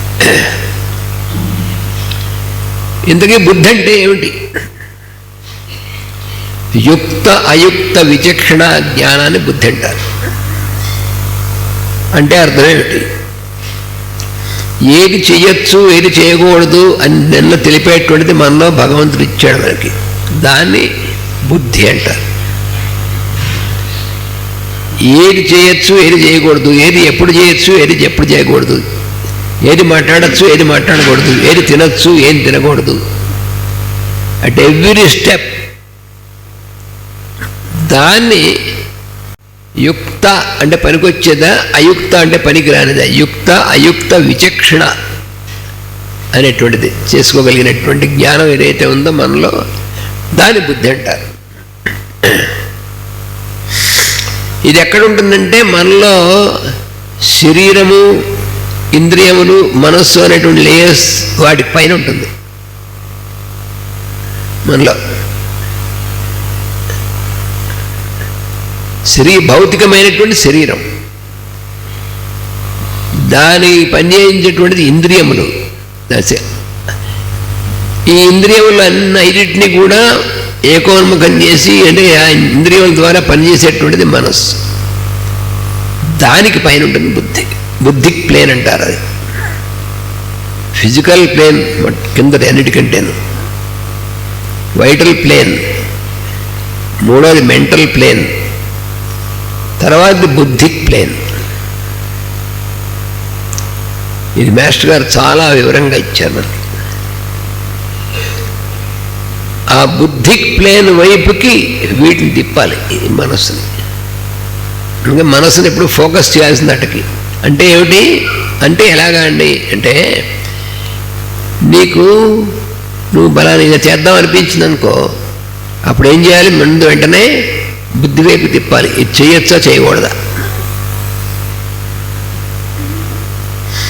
నీకు ఇప్పుడు బాగా మంచి చెప్పుకుంటూ ఉండగానే అది చేసినట్టుకో, మంచి ఈ ఇంద్రియాన్ని ఒక జ్ఞానేంద్రియాన్ని ఒక పక్కన లాగిందనుకోండి, అంటే వాసన చూసేటువంటిది మంచి సువాసన మనకి ఇష్టమైనటువంటిది ఏదో చేసిన వాసన వచ్చిందనుకోండి, మరి అక్కడికి వెళదాం, అక్కడ తిందాం అనిపించింది, తప్పులేదు.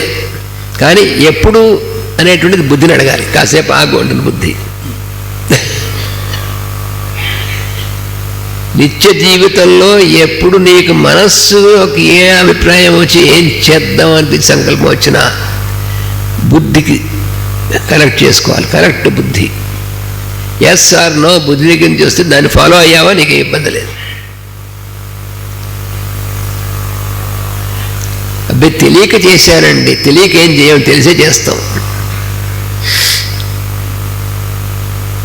మాస్టర్ గారు ఎగ్జాంపుల్ చెప్పారు. వాడు బస్ స్టాండ్లో జేబు కత్తిరించేటవాడు, పిక్ పాకెట్. బస్ స్టాండ్ రష్గా ఉన్న చోట జేబు కత్తిరించాడు. గబుక్కని వాడు పట్టుకున్నారు. వాడిని పట్టుకుంటే పోలీసు వాడు తీసుకెళ్ళి పోలీస్ స్టేషన్లో పెట్టి వాళ్ళు తంతున్నాడు. అయ్యో నేను తెలియక చేశాను, నేను తెలియక చేయడం ఏంటి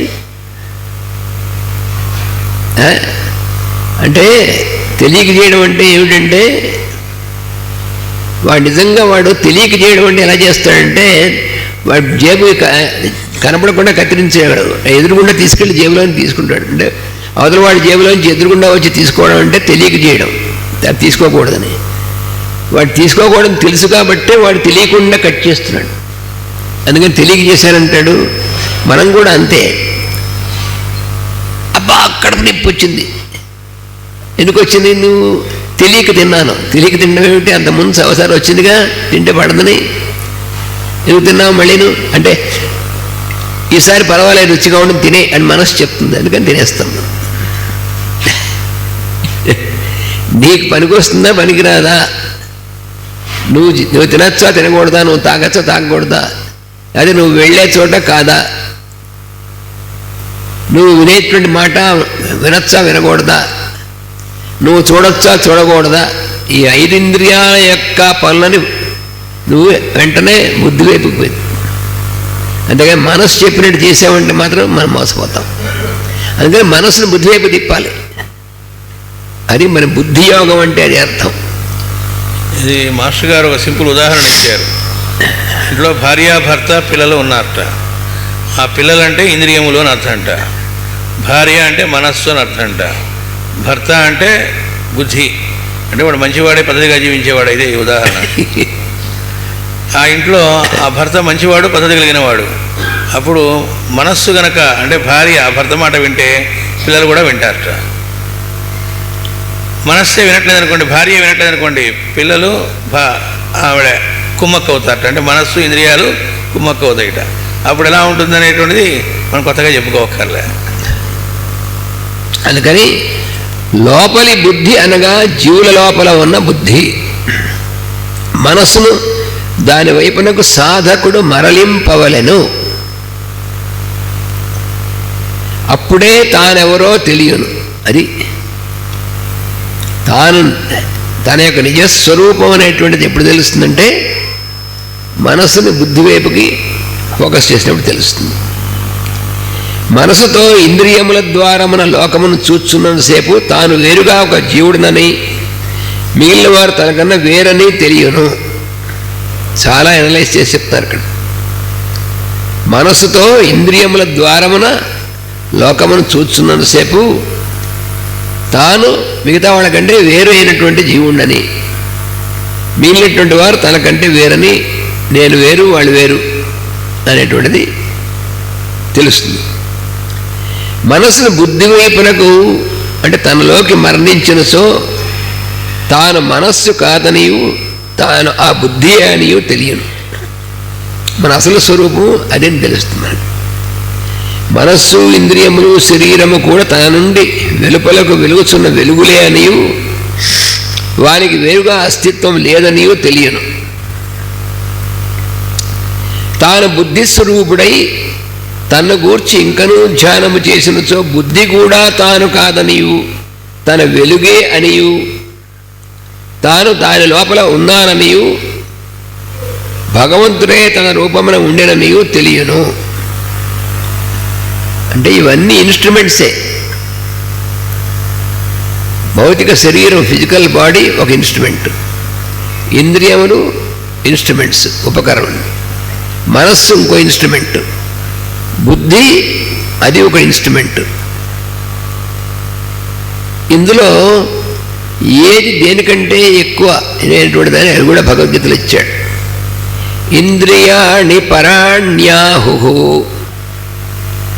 భౌతిక శరీరం కంటే ఇంద్రియములు పరాణి కొంచెం ఎక్కువ వెలుగొందినటువంటిది. అంటే ఇంద్రియములు భౌతికమైనటువంటి శరీరం స్థాయి కంటే కొంచెం పై స్థాయి. అంటే ఇదేమో ఫిజికల్ ప్లేన్లో ఉంటుంది భౌతిక శరీరం, అవి వైటల్ ప్లేన్లో పనిచేస్తాయి ప్రాణమయ శరీరంలో. అందుకని దీనికంటే కొంచెం పై స్థాయిలో ఉన్నాయి. ఇంద్రియాణి పరాణ్యాహు. ఇంద్రియేభ్య పరం మనః, mind is more awakened than senses అన్నారంటే మనస్సు ఇంద్రియముల కంటే ఇంకొంచెం అవేకెండ్. మనసస్తు పరా బుద్ధి, బుద్ధి మనస్సు కంటే ఇంకా హైలీ అవేకెండ్ అని అక్కడ దాకా చెప్పి యో బుద్ధేస్తు పరతస్తు సహా అన్నాడు. అంటే ఇప్పటిదాకా ఇంద్రియములు శరీరం కంటే ఇంద్రియములు అయినటువంటిది, ఇంద్రియం కంటే మనస్సు అయినటువంటిది, మనస్సు కంటే బుద్ధి అయినటువంటిది చెప్పి బుద్ధి కంటే పైన ఉన్నటువంటిది తానే సహా అన్నాడు.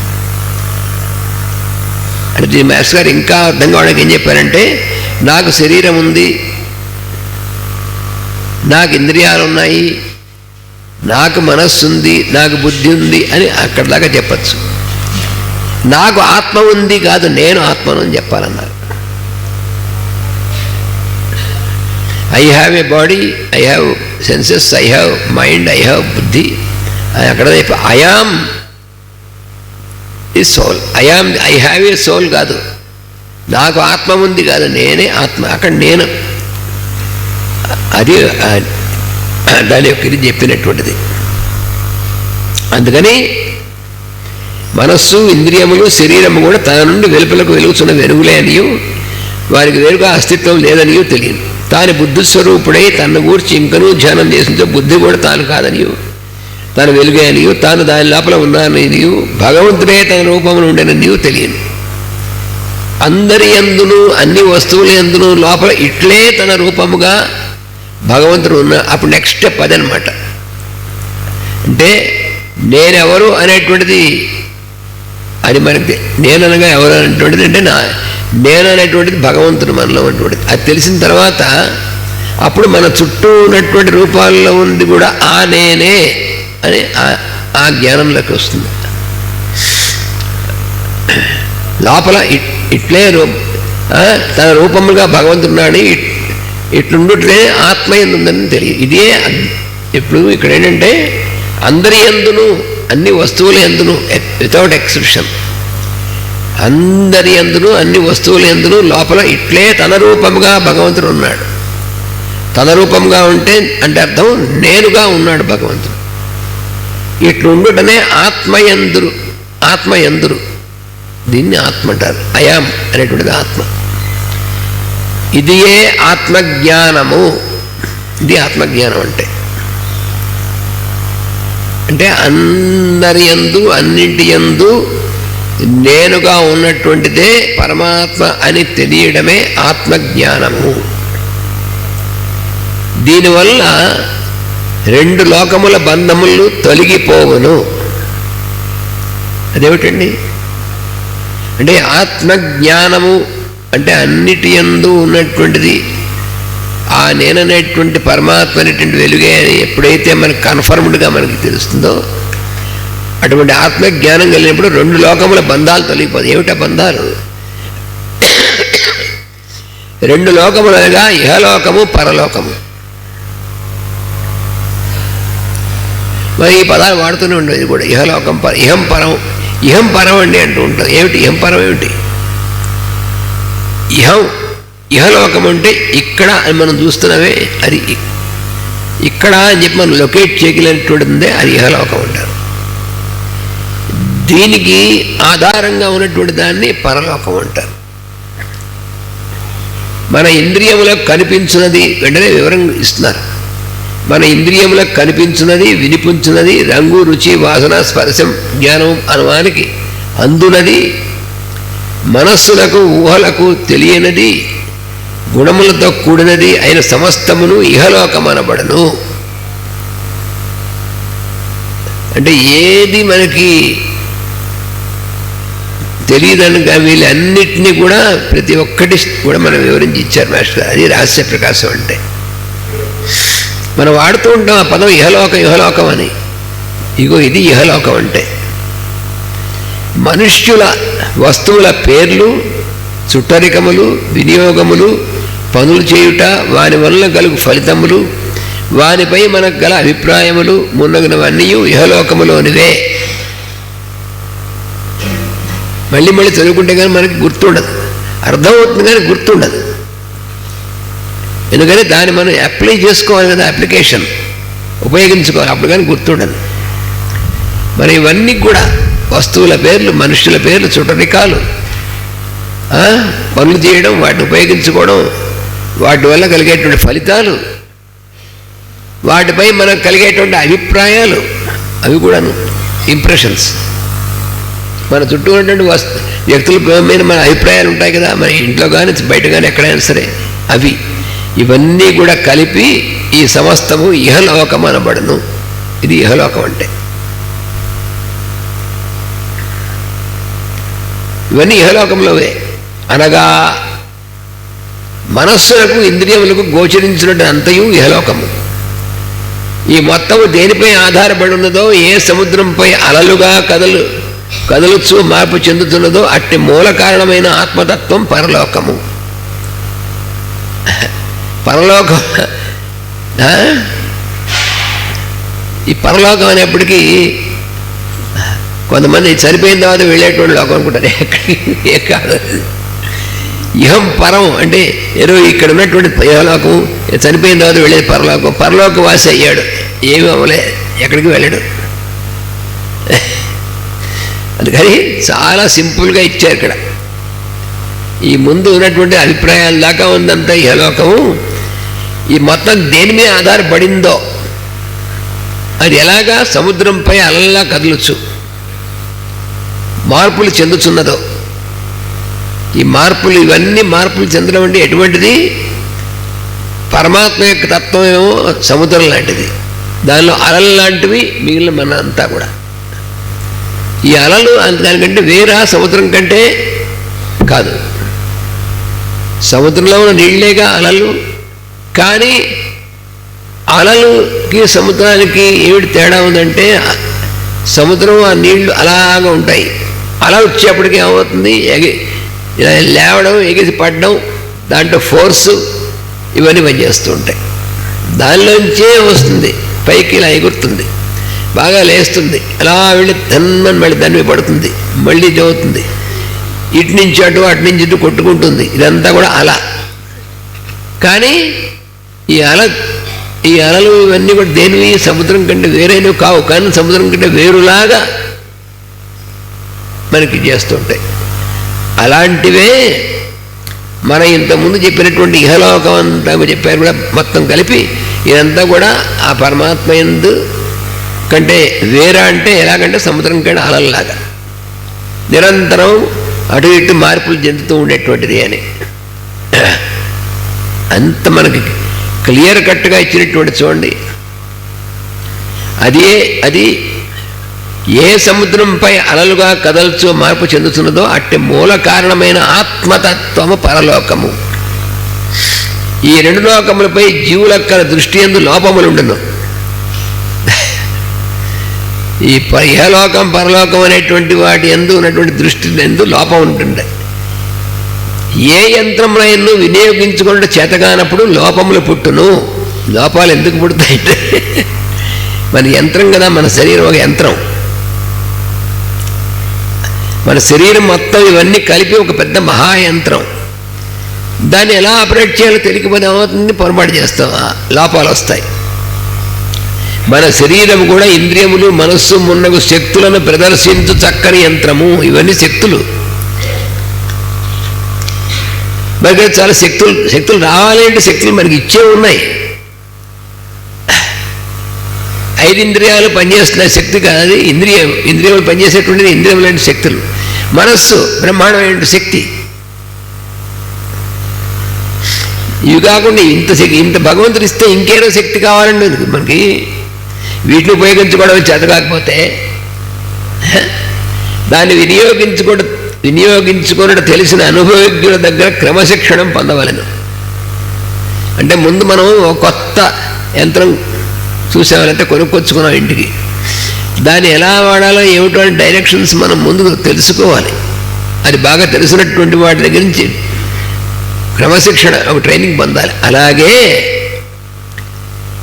ఈ శరీరము, ఇంద్రియములు, ఈ మనస్సు, ఈ బుద్ధి, ఈ ఇన్స్ట్రుమెంట్స్ అన్నీ ఉన్నాయే, వీటిని ఎలా ఉపయోగించుకోవాలో తెలిసినటువంటి వాడు ఉన్నారే, వాళ్ళే మనకి మహాత్ములు, గురువులైనటువంటి వాడు.